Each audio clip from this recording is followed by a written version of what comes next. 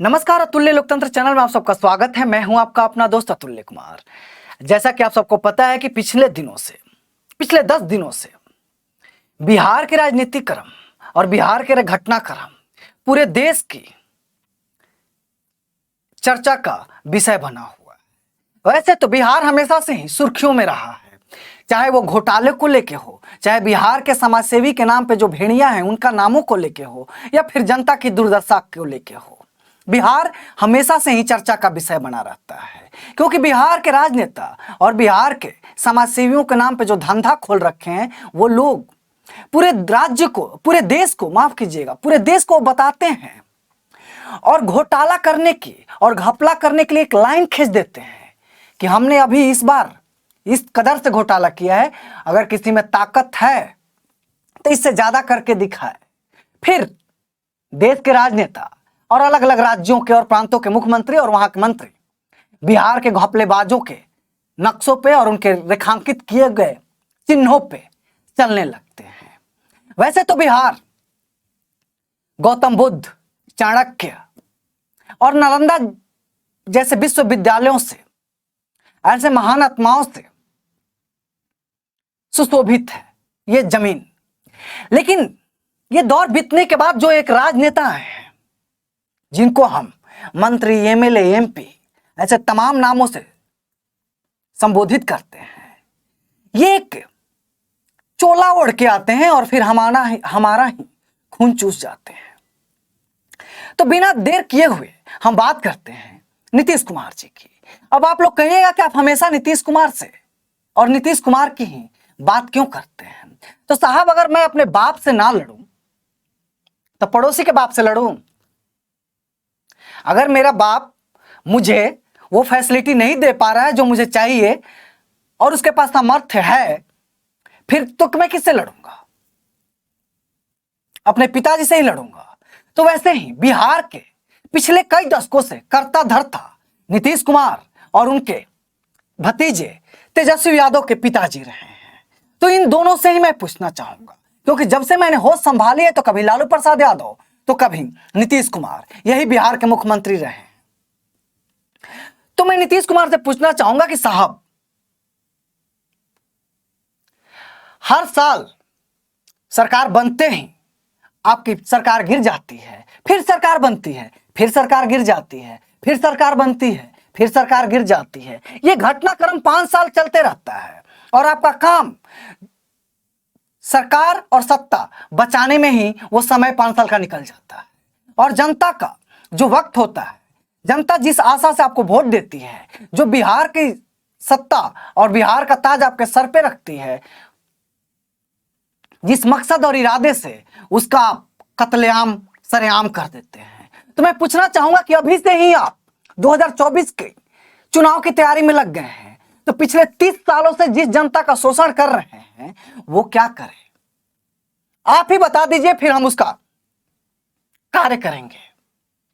तो वहीं जब आप हारते हैं, जब आप लगता है कि अब हम सत्ता से बाहर जाएंगे, तो आपको याद आने लगता है कि हम किस बिरादरी से हैं, किस समाज से आते हैं, और वो लोग आपको वोट देंगे। जैसा कि आप सबको स्क्रीन पे एक इंसान दिख रहा होगा जिनका नाम है उपेंद्र कुशवाहा जी। ये ठेका ले लिए हैं कोयरी समाज और कुशवाहा समाज के कि हम ही सबसे पढ़ा लिखल और हम ही ज्ञानी पुरुष हैं और हम ही हैं तो कुशवाहा वर्ग का उत्थान होगा। मैं कहना चाहूंगा उपेंद्र कुशवाहा जी से कि साहब, आप ही के जैसा एक हमरो जिला में है,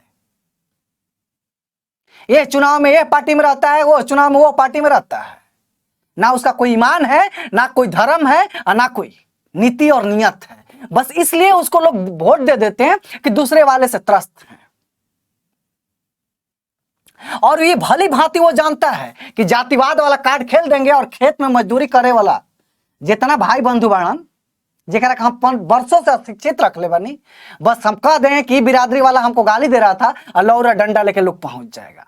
इसी बदौलत उपेंद्र कुशवाहा जी भी और नीतीश कुमार जी भी अपने बिरादरी कुशवाहा और कुर्मी का नाम लेते रहते हैं। क्या कुशवाहा और कुर्मी उपेंद्र कुशवाहा और नीतीश कुमार से भी पूछना चाहता हूं, वोट बैंक हैं, खेत के मुरई हैं? जब मन करेगा याद कर लीजिएगा। वही ठीक लालू प्रसाद यादव के पुत्र से भी पूछना चाहूंगा, क्या यादव समाज के लोग आपको उसी दिन याद आते हैं जब आपको इलेक्शन होता है? कभी आके देखिए भोजपुर जिला में कि यादवों की क्या स्थिति है। उनके बच्चे शिक्षित नहीं हो पा रहे हैं क्योंकि स्कूल में मास्टर नहीं पहुंच पा रहे हैं। इनके लिए आवाज उठेगी?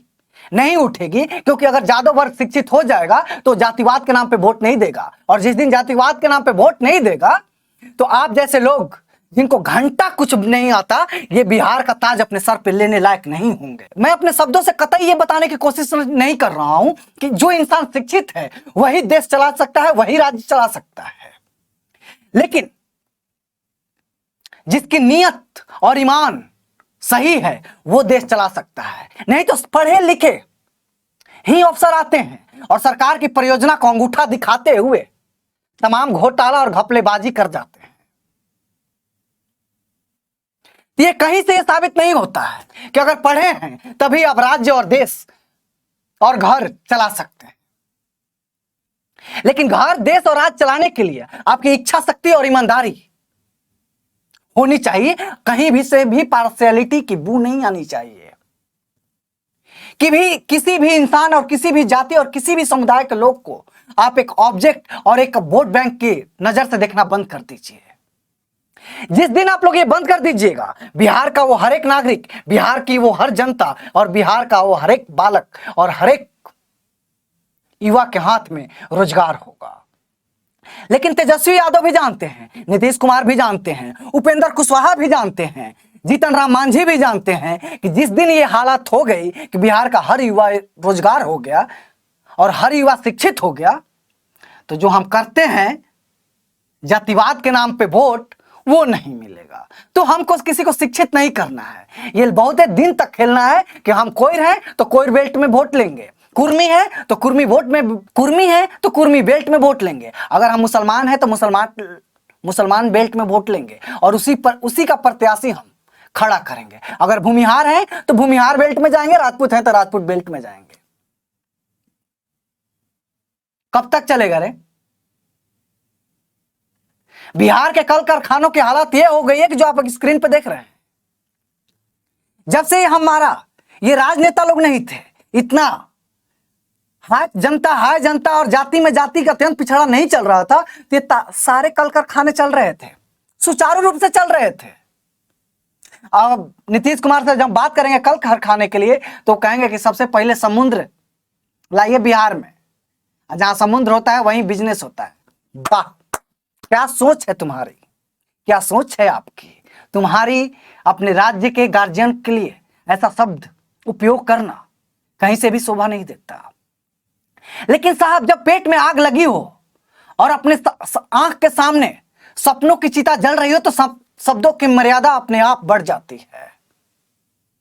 और मैं इसी प्रवृत्ति का इंसान हूं कि अगर मुझे लग गया कि मेरे सपनों को रौंदा जा रहा है और मेरे सपनों का कत्ल किया जा रहा है तो ताक पे रख दी मैंने अपने शब्दों को। मुझे चाहिए। मैं इस बार अभी होली में गांव गया था, मैं एक सज्जन से बात की, उनका नाम मैं नहीं बता सकता, लेकिन उनसे मैंने पूछा कि आप ड्राइवरी क्यों कर रहे हैं।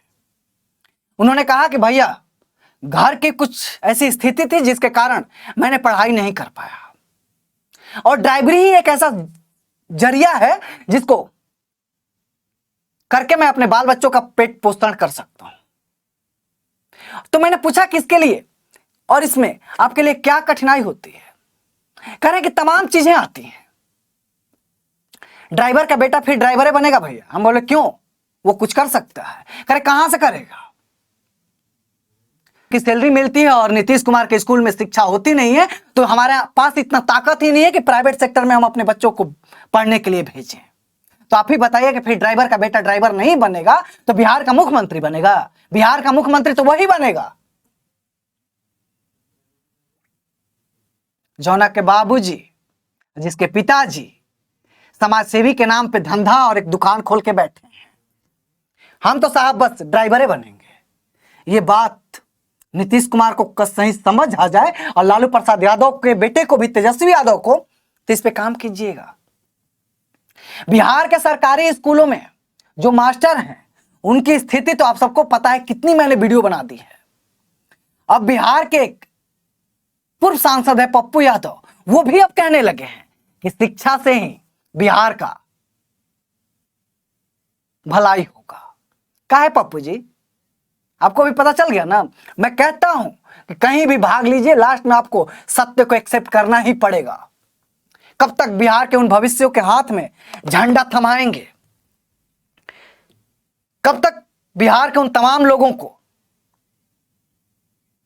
कलम हाथ से निकाल के मंदिर मस्जिद गुरुद्वारे और अपने पार्टी की झंडा थमा के और दौड़ने के लिए छोड़ देंगे?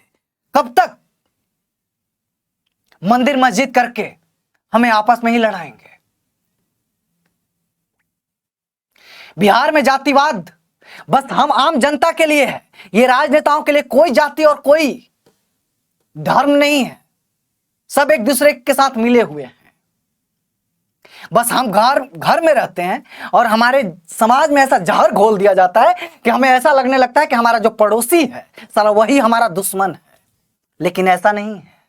दुश्मन वो है जो हमें प्रतिनिधित्व कर रहा है, मंत्री है, मुख्यमंत्री है, विधायक है, यहां तक कि मुखिया, जिला पार्षद, सरपंच, पंच जो भी है, ये सब है। पड़ोसी हमारा दुश्मन नहीं है। हम सब लोगों को मिलकर इनसे लड़ना है, ना कि इनके लिए अपने भाई बंधुओं से लड़ना है। जिस दिन ये बात हमें समझ आ जाएगी तो बिहार में बहार आ जाएगी। ना कि उपेंद्र कुशवाहा को याद आता है जब इलेक्शन आता है कि हम तो भाई कोई नहीं, कुशवाहा बेल्ट में हम खड़ा होंगे और हम जीत जाएंगे। ये होता था, अब नहीं होगा। कैसे कि कुशवाहा में भी आपके जीतने के बाद इंसान बेरोजगार है, तो फिर काहे के लिए आप हमारे सिरमौर हैं? हम तो उसी को चुनेंगे, चाहे किसी भी जाति और बिरादरी का हो, जो हमारे लिए भलाई करेगा। हमको अपने जात वाले से कोई मतलब नहीं है। साला वो जीतेगा और हम ही से लड़ेगा। वो हमेशा चाहेगा कि ये नीचे ही रह जाएं। अगर ऊपर पहुंच जाएंगे तो फिर हमको कैसे पूजेंगे? क्यों, सही कह रहे हैं ना? क्योंकि भोजपुर जिला में ऐसा बहुत देखे हैं, कई कई दशकों तक रहे हैं लोग अच्छे अच्छे पदों पे, और उस समुदाय के लोग आज भी दर दर की ठोकरें खा रहे हैं रोजगार के लिए। काहे नहीं लगा दिए, काहे नहीं कुछ कर दिए?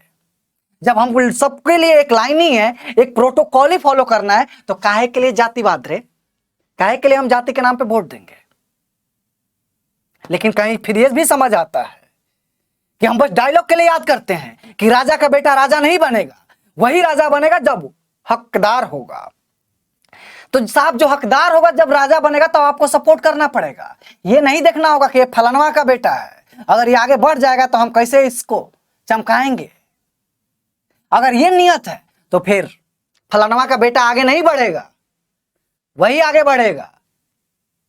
जगह बाबूजी दुकान खोल के बैठे हैं, और फिर लड़ते रहिए और गाते रहिए और टीवी पे समाचार देखिए और चौक पे जाके अपना अपना ज्ञान पी लिए, और 500 और 1000 रुपया में अपना बेटी और बाल बच्चों का भविष्य और इज्जत उस राजनेता के हाथ में सौंप दीजिए। इसी आशा और विश्वास के साथ आज का वीडियो मैं खत्म करता हूं कि जैसे उपेंद्र कुशवाहा, नीतीश कुमार, वैसी और तेजस्वी यादव, गिरिराज सिंह, ऐसे तमाम नेता हैं जिनको अपने अपने लोग याद आते हैं बस इसलिए कि उनको वोट चाहिए। गरीब और अशिक्षित हर एक वर्ग में है, वो हर एक वर्ग और वो हर एक नागरिक के लिए काम करना होगा, चाहे कोई भी हमारा प्रतिनिधित्व करे। जब इस निष्ठा से काम होगी तभी बिहार में एक क्रांति होगी, अन्यथा बिहार तो तड़प ये रहा है।